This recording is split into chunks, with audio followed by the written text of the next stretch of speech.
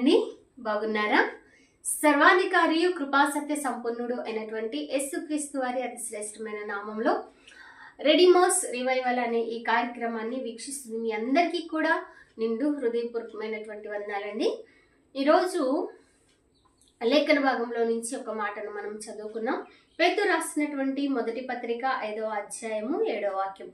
ఆయన మిమ్మును గూర్చి చింతించుచున్నాడు గనుక మీ చింత యావత్తు ఆయన మీద వేయుడి.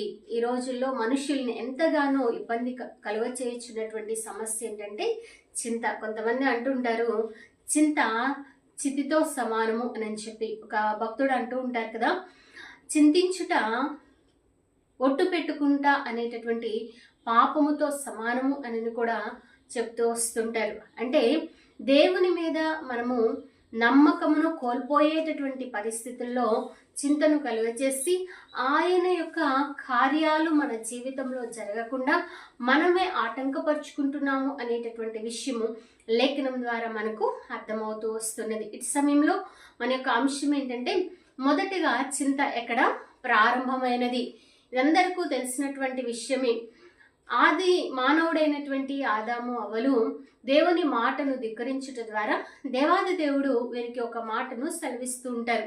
ఆ మాటను చదువుకుందాం. చూడండి, ఆదికాండ గ్రంథము 3వ అధ్యాయము 16 నుంచి 19 వరకు చూసినట్లయితే, ఆయన స్త్రీతో నీ ప్రయాసమును నీ గర్భవేదనను నేను మిక్కిలి హెచ్చించెదను, వేదనతో నీవు పిల్లలను కందువు, నీ భర్త ఎడల నీకు వాంఛ కలుగును, అతడు నిన్ను ఏలునని చెప్పాను. ఆయన ఆదాముతో, నీవు నీ భార్య మాట విని తినవద్దని నేను నీకు ఆజ్ఞాపించిన వృక్షఫలములు తింటివి గనుక నీ నిమిత్తము నేను నేల శపింపబడి ఉన్నది.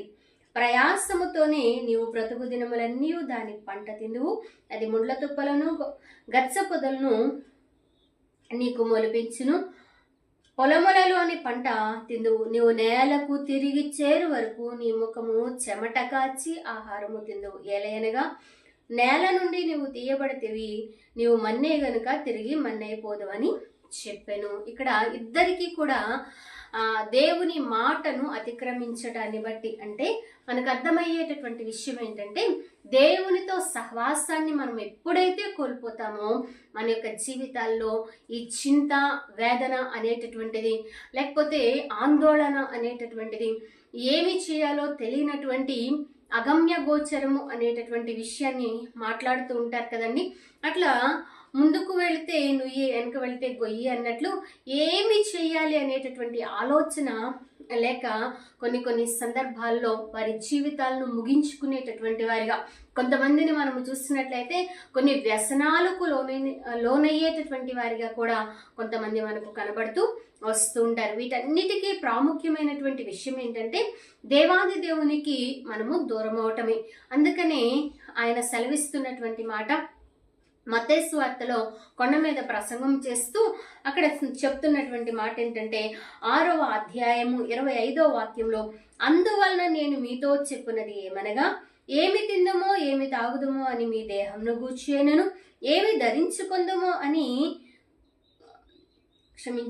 ఏమి తిందమో ఏమి త్రాగుదమో అని మీ ప్రాణమును గూర్చేనను, ఏమి ధరించుకుందమో అని మీ దేహమును గూర్చేనను చింతింపకుడి. ఆహారము కంటే ప్రాణమును, వస్త్రము కంటే దేహమును గొప్పవి కావా? ఆకాశ పక్షులను చూడుడి, అవి విత్తవు, కోయవు, కొట్లలో కూర్చుకొనవు, అయినను మీ పరలోకపు తండ్రి వాటిని పోషించుచున్నాడు, మీరు వాటికంటే శ్రేష్ఠులు కారా? దేవునికి స్తోత్రం, హల్లెలూయా. ఇక్కడ ఒక ప్రయాస మనకు కనబడుతూ వస్తున్నది. ఆదాము భక్తునితోనూ అలాగే హవమ్మతోనూ దేవాది దేవుడు సెలవిస్తూ వస్తున్నాడు. అయితే అంటున్నారు కదా, మీరు వీటి గురించి ప్రయాసపడట కంటే ఆ క్రింద వచనాల్లోకి వచ్చేసరికి 6:33లో మత్తయి సువార్తలో మనం చూస్తే, కాబట్టి మీరు ఆయన రాజ్యమును నీతిని మొదట వెతుకుడి, అప్పుడు అవన్నీ మీకు అనుగ్రహించబడెను. మన తల్లిదండ్రులు కూడా కొన్ని సందర్భాల్లో బిడ్డలు ఏదైనా తప్పు చేసినప్పుడు, నువ్వు ఇలా చేసావు కదా, నేను నీకు చేయాల్సిన పని నేను చేయను, లేకపోతే నువ్వు ఇది చేస్తేనే నేను నీకు ఈ పని చేస్తాను, అట్లా కొన్ని షరతులు పెడుతూ వస్తూ ఉంటారు. అలాగే దేవాది దేవుడు షరతులు పెట్టారు, కానీ ఆయన ప్రేమ స్వరూపి ఆయన ఎంతగానో మనల్ని ప్రేమిస్తూ, అంత మాత్రమే కాదు, నాతో ఉన్నటువంటి సహవాసాన్ని నీవు కోల్పోయావు కదా, మొదట నా సహవాసాన్ని నీవు కలిగి ఉంటే, నా నీతిని, నా రాజ్యాన్ని నువ్వు కలిగి ఉన్నప్పుడు ఈ లోకంలో ఏమి తిందుమా, ఏమి తాగుదుమా, ఏమి ధరించుకుందామా అనేటటువంటి చింత నీకు లేకుండా, నీకు ఏవి కావాలో అవన్నీ కూడా నేను సమకూరుస్తాను అని చెప్పి వాగ్దానం ఇవ్వటాన్ని మనం చూస్తూ వస్తున్నాం. దేవునికి స్తోత్రం, హల్లెలూయా. అయితే ఇటు సమయంలో ఆయనతో సహవాసము కలిగి ఉండాలంటే మనం ఏం చేయాలి, మన చింత అంతయు పోవాలి అని అంటే మనం ఏం చేయాలి అనేటటువంటి మాటలను లేఖనంలో పరిశీలన చేసుకుందాం. నేను రిఫరెన్స్లని మీ ముందు ఉంచుతాను. వాక్య లేఖనాలను వ్యక్తిగతంగా వాటిని పరిశీలన చేయబద్దులుగా ఉన్నారు. దేవునికి స్తోత్రం, హల్లెలూయా. ఇక్కడ అపోస్తుల కార్యగ్రంథము 16వ అధ్యాయము 24వ వాక్యంలో మనం చూస్తే, దేవుని స్తుతించడం ద్వారా చింతకు దూరం అవుతాం. అపోస్తులైన పౌలును శీలను మనము చూసినట్లయితే చెరసాల్లో వేసినప్పుడు ఈ బాధ ఏంటి, ఈ కష్టం ఏంటి అని చెప్పి వారు కృంగిపోలేదు. కానీ చెరసాలలో ఉండే దేవుణ్ణి స్తుతించినటువంటి వారిగా, ఆరాధించినటువంటి వారిగా, అక్కడ బంధకములన్నిటి నుంచి విడుదల పొందుకున్నటువంటి వారిగా లేఖన భాగంలో మనం చూస్తూ వస్తుంటాం. కాబట్టి మన యొక్క జీవితాల్లో ఏ చింత ఉన్నదో ఆ చింత నుంచి విడుదల పొందుకున్నట్లుగా మనము దేవుని స్తుతించాలి. స్తుతి మన స్థితిని, పరిస్థితులను మారుస్తుంది అని చెప్పి లేఖనం ద్వారా మనకు అర్థమవుతూ వస్తున్నది. రెండవది మనము చూసినట్లయితే కీర్తనలు 34వ కీర్తన 7వ వాక్యం. అక్కడ దేవుని ప్రార్థించటం ద్వారా, ఆయనకి మొరపెట్టు వారందరికీ కూడా ఆయన సమీపంగా ఉంటారని వాక్యము సెలవిస్తున్నది. ఆ తర్వాత విషయం చూసినట్లయితే యెషయా గ్రంథము 26వ అధ్యాయము 3వ వాక్యంలో మనం చూస్తే, దేవుని యందు విశ్వాసం ఉంచాలి, ఆయన్ని ఆశ్రయించాలి అనేటటువంటి విషయం. ఆయన నా పక్షంగా ఖచ్చితంగా కార్యము చేస్తారు అని చెప్పి విశ్వాసముతో మనం ముందుకు కొనసాగినప్పుడు మన జీవితాల్లో చింత అనేటటువంటి దాన్ని అధిగమించే వారముగా ఉంటూ ఉంటాం. మత్తయి సువార్త 11:28లో చూస్తే, దేవుణ్ణి ప్రేమించుట ద్వారా ఎలా ప్రేమించగలుగుతూ ఉంటాం? అక్కడ సెలవిచ్చిన మాట, ప్రయాసపడి భారం మోయించిన సమస్తమైనటువంటి జనులారా, మీ చింతలతో మీ భారాలు మోస్తూ ఉన్నారు, నా యొద్దకు రండి అని ఆయన పిలుపును ఇస్తూ ఉన్నారు. ఆ పిలుపును అందుకొని ఆయనను ప్రేమించినప్పుడు మన జీవితాల్లో చింతను అధిగమించేటటువంటి వారిగా ఉంటాము అని చెప్పి లేఖనం ద్వారా అర్థమవుతుంది. తర్వాత కీర్తనలు 119:50లో మనము చూసినట్లయితే, దేవుని వాక్యము ద్వారా మన చింతను జయించగలుగుతాం.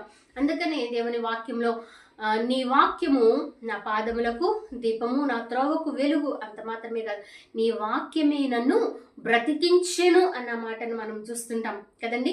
చింతించుట ద్వారా మనం మూరెడు ఎక్కువగానే తక్కువగానే చేసుకోలేము అని చెప్పి మత్తయి సువార్త 6వ అధ్యాయంలో చూస్తూ వస్తున్నాము.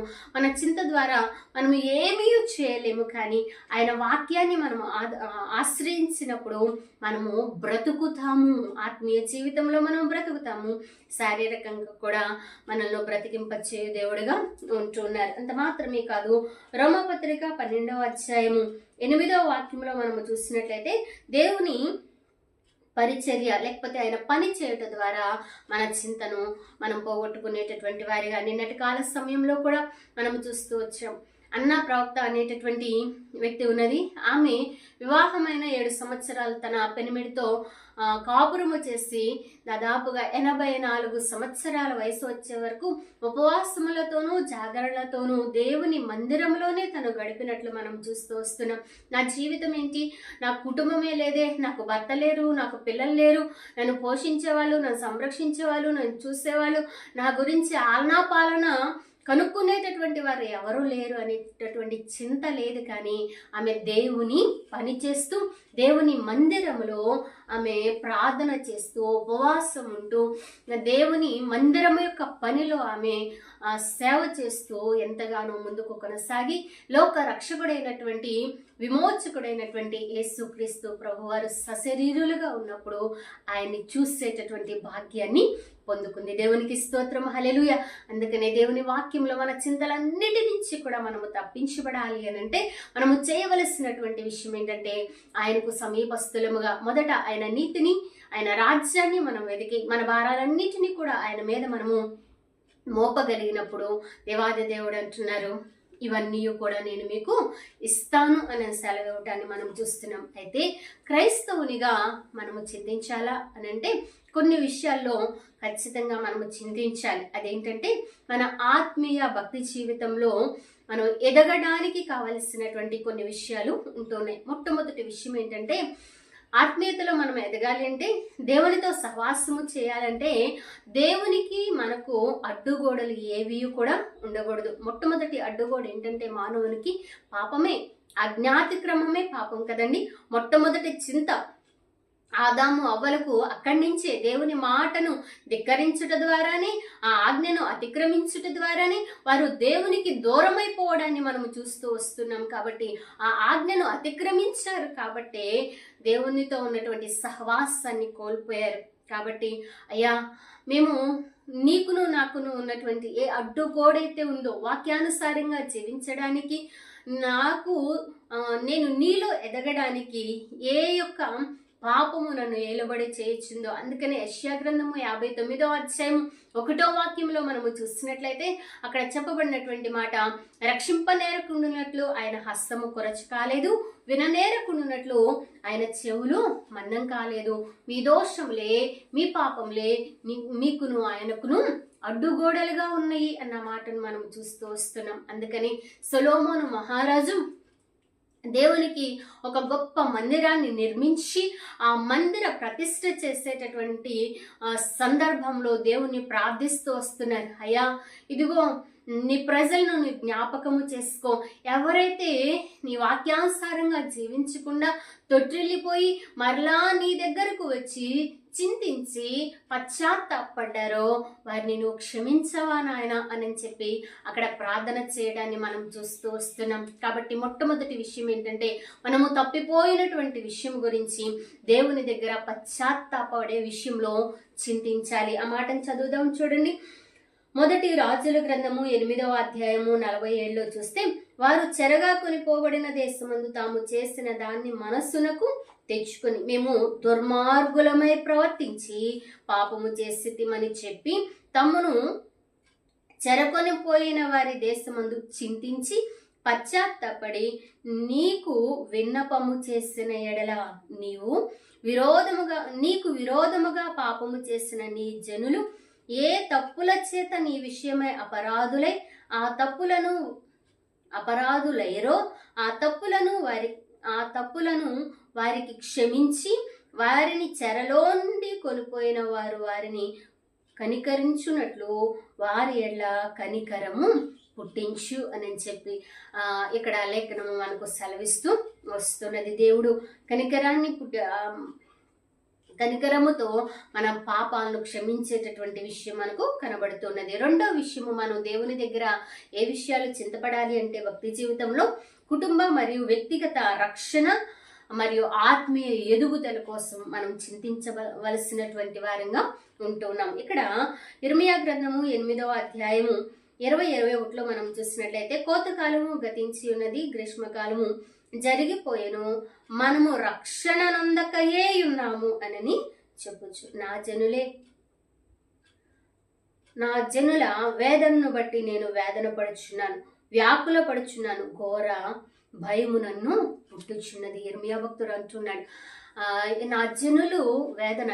ఏ వేదన అండి? రక్షణలో లేకపోతే అది ఎంత వేదన అనేటటువంటి విషయము మనందరికీ తెలిసింది. ఆ జనులు ఏమంటున్నారంటండి, మేము రక్షణ పొందలేకపోయాము అని చెప్పి మాట్లాడుతూ ఉన్నారంట. కానీ వారు రక్షణ తీసుకోవడానికి లేకపోతే దేవుని అంగీకరించడానికి ముందుకు రానటువంటి పరిస్థితులు. ఈనాటి దినాల్లో కూడా మనము చూసినట్లయితే ఎంతో మంది దేవుని మేలు పొందుకుంటారు, ఎన్నో సంవత్సరాల నుంచి మందిరానికి వస్తారు, కానీ యేసుక్రీస్తు ప్రభు వారు నా స్వకీయ రక్షకుడు అని చెప్పి అంగీకరించేటటువంటి వారిని మనం చాలా తక్కువ మందినే చూస్తూ వస్తున్నాం కదండి. నాకు కొన్ని పనులు ఉన్నాయండి, నా కుటుంబంలో అందరూ మారలేదు కదండి, కొన్ని విషయాలు జరిగిన తర్వాత ఇంకా కొంత సమయం ఉన్నదండి, నాకు వయసు ఉన్నదండి, నా పిల్లల బాధ్యతలు ఉన్నాయండి, ఈ విధంగా చెప్తూ వారి రక్షణను వాయిదా వేసేటటువంటి వారిగా ఉంటూ ఉన్నారు. అయితే దేవుని సేవకులకి ఆ విషయం చాలా చింత అనిపిస్తుంది. అంత మాత్రమే కాదు, వారి రక్షణ గురించినటువంటి వేదన వారికి కలుగుతున్నప్పటికీ కూడా దేవుని దగ్గర చింతించినటువంటి వారిగా ఉంటారు. కానీ ఆ విషయంలో చింతించి దేవుని కృపా సహాయాన్ని కోరుకుని ఆ ఆటంకాలన్నిటినీ కూడా జయించినట్లు దేవుణ్ణి ప్రార్థించినప్పుడు ఖచ్చితంగా ఆయన సెలవిస్తున్నట్లుగా నీ చింత యావత్తు నా మీద వేయము అని చెప్పినట్లు ఆయన మీద వేసినప్పుడు మన భారాలన్నిటి నుంచి, మన చింతల నుంచి విడుదల అనుగ్రహించువాడిగా ఉంటూ ఉన్నారు. మూడో విషయాన్ని మనం ఆలోచించేసినట్లయితే ఇక్కడ నియామక కూడికలు గురించి మనం చూడగలుగుతూ వస్తుంటాం. జెఫన్యా గ్రంథము 3వ అధ్యాయము 18వ వాక్యంలో, నీ నియామక కాలపు పండుగలకు రాలేక చింతపడు నీ సంబంధులను నేను సమకూర్చేదను. వారు ఇక్కడ చాలా విషయాలు మనకు కనబడుతూ వస్తుంటాయి. నిజంగానే కదండి. ఇక్కడ ఏ విషయంలో చింతించాలంటండి భక్తి జీవితంలో మనము నియామక కోడికలు ఉంటున్నాయి. కొన్ని సంఘాల్లో మంగళవారాలు, కొన్ని సంఘాల్లో బుధవారాలు, కొన్ని సంఘాల్లో శుక్రవారాలు, కొన్ని సంఘాల్లో శనివారాలు, ఆదివారపు ఆరాధనలు కదండి. ఆరాధన క్రమంగా వెళుతూ వస్తూ ఉంటారు. కానీ మిగతా మధ్యలో వారంలో జరిగేటటువంటి విజ్ఞాపన కోడికలు కావచ్చు, క్షేమాభివృద్ధి ప్రార్థనలు కావచ్చు, కుటుంబ ఆశీర్వాద ప్రార్థనలు కావచ్చు, వీటన్నిటినీ నిర్లక్ష్యము చేసేటటువంటి వారిగా మనుషులు కనబడుతూ ఉంటూ ఉంటారు. ఉపవాస ప్రార్థనలు కావచ్చు, చాలా మంది భక్తిలో చల్లారిపోయినటువంటి పరిస్థితి. ఆదివారం వెళ్తే సరిపోతుందిలే అనుకునేవారు ఆ ఆదివారం కూడా సమయానికి వచ్చేటటువంటి వారు చాలా మందే తగ్గిపోతూ వస్తున్నారు. కాబట్టి ఈ సమయంలో ఆలోచన చేయవలసినటువంటి విషయం ఏంటంటే, ఏమి తిందుమా, ఏమి తాగుదమా, ఏమి ధరించుకుందామా అని చెప్పి ఈ లోక సంబంధమైనటువంటి విషయాల గురించి మాత్రం కాదు, కానీ మొదట ఆయన నీతిని, ఆయన రాజ్యమును మనం వెతికినటువంటి వారిగా ఆయన మందిరంలో, అంత మాత్రమే కాదు నియామక కూడికల్లో కూడా మనము ప్రతి నిత్యము, ప్రతి వారము, ఏ రోజు ఒక భక్తుడు చెప్తూ వస్తుంటారండి, మన యొక్క జీవితము ఈ రోజే చివరి రోజు అని చెప్పి మనం దేవునిలో ఉండగలిగినప్పుడు ఖచ్చితంగా దేవునికి భయపడేటటువంటి వారిగా, దేవుని వాక్యాన్ని అనుసరించేటటువంటి వారిగా, ప్రార్థనలో సరైనటువంటి విధంగా ఎదిగేటటువంటి వారిగా ఉంటాము అని చెప్పి లేఖనం ద్వారా మనకు అర్థమవుతూ వస్తున్నది. కాబట్టి ఇట్టి సమయంలో ఒకవేళ నియామక కూడికలు మనం నిర్లక్ష్యం చేస్తున్నామేమో, వ్రత దినాలను మనము నిర్లక్ష్యము చేస్తూ వస్తున్నాము. ఆనాడు వారికి ఇజ్రాయేలు జనాంగానికి కొన్ని నియామక కూడికలు ఉంటూ ఉన్నాయి. ఏంటంటే పస్కా పండుగ, పులియని రొట్టెల పండుగ, వారాల పండుగ, ప్రథమ ఫలాల పండుగ, ప్రాయశ్చిత్త పండుగ, బోరల పండుగ, గుడారాల పండుగ. ఈ పండుగలకు అవి నియామకమైనటువంటి కూడికలు వారికి. మనకైతే ప్రతి వారంలో కొన్ని నియామక కూడికలు ఉంటున్నాయి. వాటన్నిటికీ మనము వచ్చేటటువంటి వారిగా ఉండాలి. ఒకవేళ రాలేకపోతుంటే, అయ్యా నేను వాటిలో పాల్గొనలేకపోతున్నాను, దయచేసి నన్ను క్షమించండి అని చెప్పి దేవుని వేడుకునేటటువంటి వారిగా ఉండాలి. ఇంకొక విషయాన్ని చెప్పి నేను లేఖనాన్ని ముగిస్తాను. ఫిలిప్పీ పత్రిక 2వ అధ్యాయము 19-20 చూసిన, అలాగే 2వ కొరింథీ పత్రిక 11-29లో మనము చూసినట్లయితే ఇక్కడ సంఘాన్ని గురించినటువంటి చింత మనకు కనబడుతుంది. అపోస్తలుడైన పౌలు భక్తుడు తన జీవితంలో జరిగినటువంటి అనేక శ్రమలను ఆయన తెలియపరుస్తూ ఆయన సెలవిస్తున్నటువంటి మాట ఏంటంటే, నాకు సంఘమును గురించిన చింతయు కలదంటండి. సంఘం ఎలా అభివృద్ధి చెందుతుంది, ఆత్మీయంగా ఎలా ఉంటుంది, నమ్మకంగా దేవుని ప్రతి ఒక్క విషయంలో, పరిచర్యలో మా మెప్పు, మా ఘనత మీరే అని చెప్పి మరి చోట సెలవిచ్చినట్లుగా ఆయన లెక్క అప్పచెప్పవలసినటువంటి వారిగా ఉన్నారు అని చెప్పి వారి గురించినటువంటి చింత కలిగి ఉండటాన్ని మనం చూస్తున్నాం. అదేవిధంగా ఆయన శిష్యుడైనటువంటి తిమోతి కూడా మీ క్షేమము కోరుకునేటటువంటి వారు ఇతని కన్నా ఎవరూ లేరు అన్న మాట లేఖనంలో మనము చూస్తూ వస్తుంటాం. ఒక తోటి విశ్వాసిగా ఇంకొక విశ్వాసి క్షేమాన్ని కోరుకునే వారి గురించి చింతించి ప్రార్థించేటటువంటి వారిగా ఉంటూ ఉండాలి. అందుకనే దేవుని వాక్యం సెలవిస్తున్నది, మొదట ఆయనను ప్రేమించాలి, రెండవదిగా నిన్ను వలె నీ పొరుగు వారిని ప్రేమించాలి. ఇది ఖచ్చితంగా క్రైస్తవులకు, దేవుని ఆరాధించేటటువంటి వారికి ఆజ్ఞ. కాబట్టి ఈ 4 విషయాలను మనం జ్ఞాపకం చేసుకుందాం. మొదట తెలియపరుచుకున్న 7 విషయాలను మనం జ్ఞాపకం చేసుకుందాం. ఆ 7 విషయాలతో చింత నుంచి జయాన్ని పొందుకుందాం. ఈ 4 విషయాల ద్వారా మనం ఏ విషయాల్లో చింతపడాలో, ఏ విషయాల్లో సరి చేసుకోవాలో సరి చేసుకుని దేవుని కృపాసనం యొద్దకు వద్దాం. తద్వారా దేవుని వాక్యము సెలవిస్తున్నట్లు ఆయన మిమ్మును గూర్చి చింతించుచున్నాడు గనుక మీ చింత యావత్తు ఆయన వేద వేయుడు. ఎంత మాత్రమే కాదు, ఆయన అంటున్నటువంటి ప్రతి విషయంలోనూ ప్రార్థన విజ్ఞాపనల చేత కృతజ్ఞతాపూర్వకంగా మీ చింత యావత్తు ఆయన మీద వేయుడి. ఆయన మీ తలంపులకు, ఆలోచనలకు కూడా ఏం కలుగ చేస్తారంటండి? సమాధానమును కలుగ చేస్తారు అని చెప్పి. కాబట్టి అట్టి సంతోష సమాధానంలో మనం నింపబడి మనలో ఉన్నటువంటి ప్రతి చింత నుంచి విడుదల పొందుకుని, మరి ముఖ్యంగా ఈ లోక విషయముల గురించి చింతించగా, ఆత్మీయ జీవితంలో రాకడ అతి సమీపముగా ఉన్నది కాబట్టి ఆత్మీయ జీవితంలో ఏవి సరి చేసుకోవాలో చింతించి సరి చేసుకుని పశ్చాత్తాపడి దేవుని స్వారూప్యములోనికి మనం మార్చబడదుముగాక. తద్వారా దేవుడిచ్చే సమాధానమును మన హృదయాల్లో ఏలుబడి చేయనట్లుగా మనల్ని మనం దేవునికి అప్పగించుకుందాం. అట్టి కృప ఈ మాటలు వీక్షిస్తున్న ప్రతి ఒక్కరికి కూడా దేవాది దేవుడు అనుగ్రహించునుగాక. చిన్న ప్రార్థన అండి. పరిశుద్ధుడు అయిన తండ్రి, మహాగణుడు, సర్వోన్నతుడు, సర్వాధికారి, నీకు వందనాలు చెల్లిస్తున్నాం నాయన. ఇదిగో నా తండ్రి, ప్రారంభంలోనే అయ్యా నీ మాటను అతిక్రమించి నైనా మా జీవితాల్లోకి ఏ విధంగా చింతను తీసుకుని వచ్చామో, అలాగే ఇదిగో మా వ్యక్తిగతమైన జీవితాల్లో ఏ విషయాల్లో నా తండ్రి అయా వాక్యంలో అయా మేము నాయనా నీ వాక్యానుసారమైన జీవితంలో నాయన తప్పిపోయి చింతకు కారకులుగా మేము ఉంటూ ఉన్నాము. వాటన్నిటిని మేము సరి చేసుకుని ఏమి చేస్తే చింత నుంచి విడుదల పొందుకుంటామో మీరు మాట్లాడారు. వాటన్నిటిని మేము ధ్యానించుకుని సరి చేసుకోవడానికి సహాయమును దయచేయండి అయా నాయన. పరిస్థితులను బట్టి ఎవరు ఏ చింతలో ఉన్నారో వారందరినీ మీరు జ్ఞాపకం చేసుకోండి. కొంతమంది నాయన అయా చింతించుట ద్వారా అయా చింతలో నుంచి బయటకు రాక అనేక వ్యసనాలకు లోనే వారి జీవితాలను నాయన ముగించుకోవాలనే ఆలోచనతో ఉంటున్నా నీ బిడ్డలు మీరు దర్శించండి, సహాయమును దయచేయమని ప్రార్థిస్తున్న ప్రతి ఒక్కరి విషయంలో నాయన ఈ ఉన్నతమైన ఉద్దేశం మీరు నెరవేర్చమని, వారి భారాలన్నిటి నుంచి మీరు విడుదల అనుగ్రహించి వారికి ఏవేవి అవసరమో నీ మహిమైశ్వర్యంలో మీరు తీరుస్తూ సమస్త మహిమ ప్రభావములు మీరే ఆరోపించుకొని ప్రార్థిస్తూ ఇచ్చిన మనవులు మా కొరకు అతి త్వరలో రానయ్యున్నటువంటి యేసయ్య నామమున ప్రార్థించి అడిగి వేడుకొని పొందుకుని ఉన్నాము తండ్రి. Amen. Praise the Lord. God bless you.